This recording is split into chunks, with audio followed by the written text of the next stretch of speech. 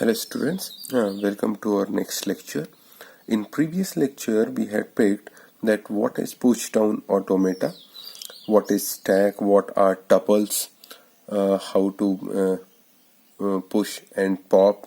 So we had done with respect to tuples and introduction of push down automata.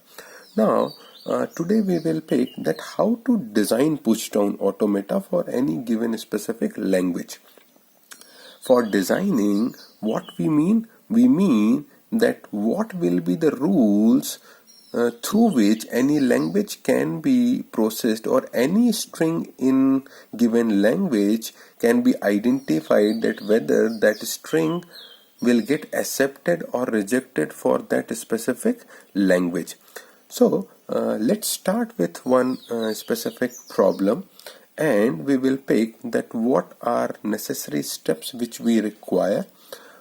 However, we do not have any exact set of rules to design any push down automata, just like designing of deterministic deterministic finite automata, DFA. We had already done that. We need to deploy our own logic for designing of any finite automata. Similarly, PDA also we require our own logic. I am going to tell you that how to use your logic for designing of any specific push down automata. So here I am taking one example, that is a to the power n, b to the power n, which is equal number of A's and equal number of B's, where A will be followed by B. Now, if I want to design a set of rules through which if any string can be given, so that I can identify that whether that string belongs to this language or not. Now, how to design this thing? So what I'm going to do, I'm going to design transition function, which is the rule. Now in push down automata, the transition function represented in form of state, then input, and then stack symbol, and this will give me state and change in my stack symbol. We had done in our previous lecture that how to process this thing with respect to the push down automata machine. Now, once we are going to design these transition functions, now on the basis of change made in my stack, what could be the possible rules? So there are three ways I can make change in my stack. Now what are those ways? First thing is, I can insert certain element into my stack, that is known as push operation, or I can delete certain element from my stack, that is pop operation, or I don't want to make any change into stack, simply I want to move forward.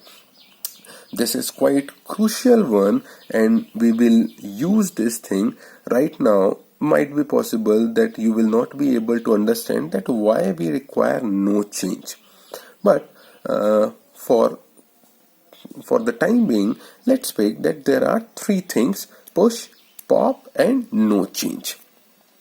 Now the thing is, if any rule is given, then how I'll check that rule is representing push operation, pop operation, or no change? Now why we want that? Because once we know the representation, then only we can deploy or design it. So let's see, for push operation, now see here, it says what we have state, we have input, and we have stack. So it says that in QX state, my input pointer is pointing to A, and my stack pointer or top of the stack is pointing to B. Means at top of my stack there is B, and current pointer of input is pointing to A. Now what I am going to do for this situation, I am going to make change in my state that is QY, and I am going to insert this A on top of my stack. So previous top was B. Now currently I have inserted A on it. So once you are having two element, it represents that I am inserting certain things, or there is push operation got performed. So that is how we will identify and we will design our rules for push operation. Now next one is pop operation. Pop means I want to delete certain element from stack by using certain rules. So let's see one example. In QX state, suppose my pointer is pointing to A and current top of my stack is B, and I want that for this A I should delete B from my stack. This will be represented by here null. Here I have made change in state, which is quite possible that I want another state to represent this thing. So QY state and this null or epsilon represent that I have deleted top of the stack. In stack I had B. I am going to delete this B once I'll perform this thing. So that is deletion. Now the third one is no change. No change means I simply want to move from one state to another state without making any change into my stack.